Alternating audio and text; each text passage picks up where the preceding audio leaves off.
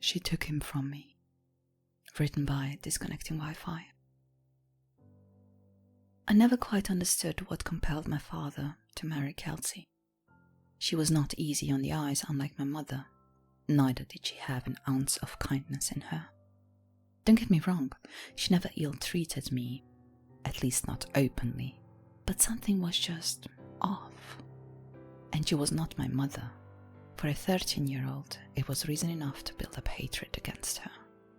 When he brought her home, beaming happily, as if my old mother had come back to life again, I was standing there in the doorway, the hair on my arms springing to life on their own.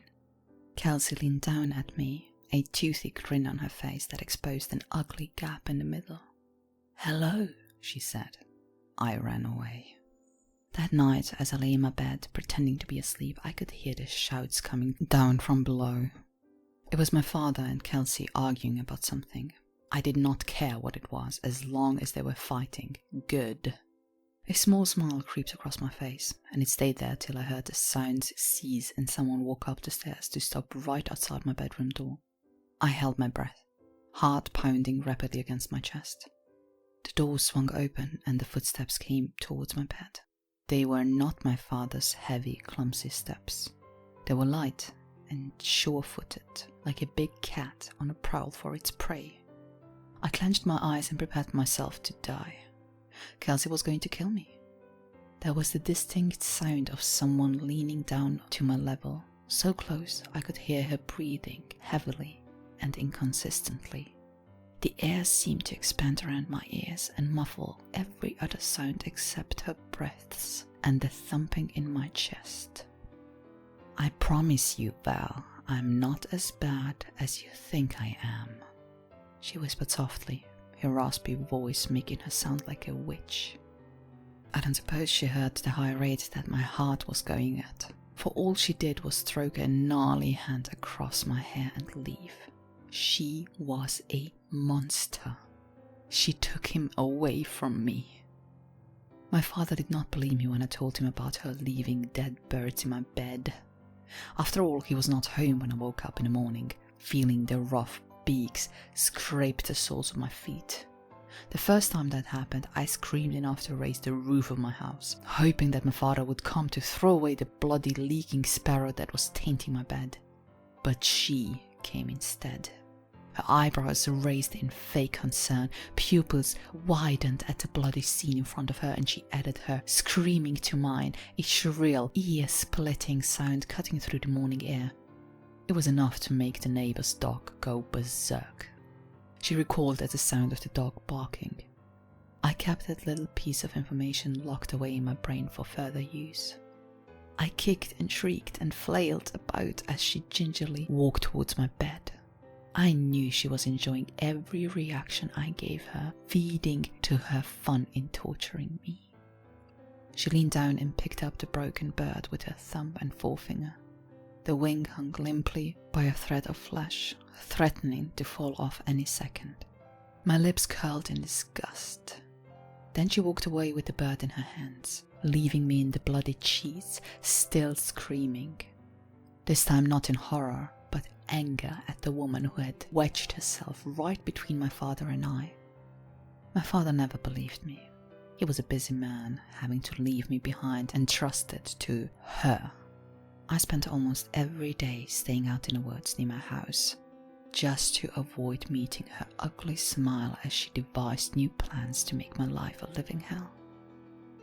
The birds only grew larger and larger, but she made a mistake. The day she killed one of our chickens and stuffed it near my feet was the day our father decided to call in sick. But I made a mistake too, for by that time I had grown used to finding carcasses near my feet. I did not scream, knowing that she would only be pleased by my distress. I just held the bloodied body of the chicken and walked down in my pajamas and chucked it over the fence for the dog to have a field day over. My father was going to notice that the chickens would slowly disappear. Then he would believe me. He was standing at the door when I tried to come back in, hands holding a cup of broth. "What were you doing?" he asked, blocking my way inside.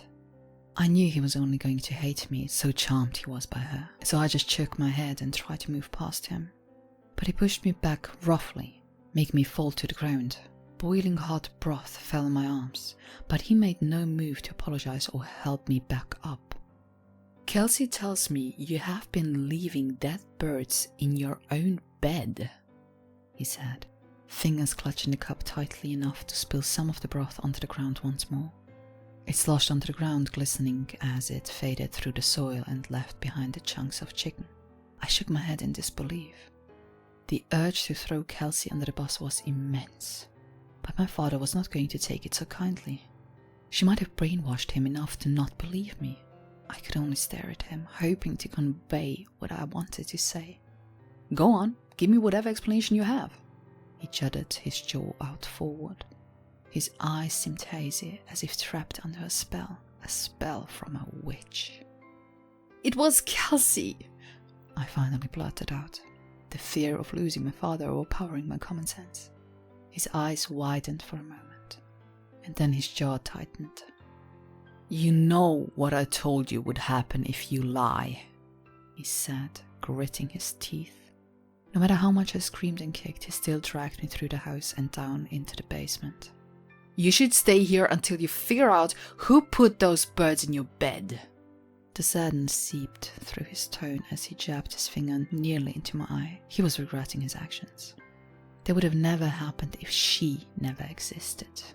I spent a whole day down in the dark, musty basement. It was full of forgotten things, replaced by something better and new and gap-toothed. She came down a few hours later to slide towards me a plate of food, treating me like a dog. I stared at her obstinately, refusing to touch my plate no matter how much my stomach growled. She shook her head.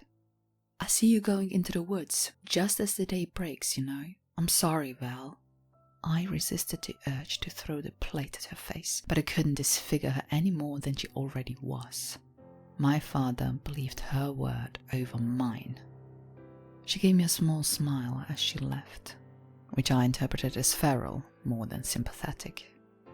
Searching for a way to escape, I plowed through rats, rummaged through greasy and hole-ridden clothes to find a sliver of light entering into the basement through a dirty, clear-story window. There was no bird in my bed the next morning, when I was finally let out, but there was a dead chicken in my father's car. He didn't say anything to me, but I knew his beliefs were turning slowly. I couldn't have possibly done that. After all, I had been in the basement all night. He was starting to understand that she was evil. Things grew worse exponentially after that. Our chickens disappeared quickly too, a proud flock now reduced to a measly 4. And then the neighbor's dog turned up missing. A few days later, her screams ran throughout the house. I ran downstairs to discover the reason for the commotion. She was clutching the kitchen counter as she stared at the brown head sitting right at the center of the table, letting out shriek after shriek. The rest of the body was found mangled in the basement, chewed to putrid bits by rats. He didn't believe her when she said she had nothing to do with it. He just grew more and more horrified. He lost weight, eyes grew jittery. His every waking moment was spent looking over his shoulders. He grew scared of her. She tried, I'll give her that. When my father, driven by fear and anger, finally brought down his axe on her, she begged. She refused, having done every single deed that she did till the very end. I'd given her a triumphant smile just as the final blow came down. I won. I helped my father to dispose of her body, even more ugly in death, in the basement, dropping her body below the rotting remains of the dog and pouring the soil over it. My father swore me to secrecy. I promised I wouldn't say anything. After all, we were finally together again.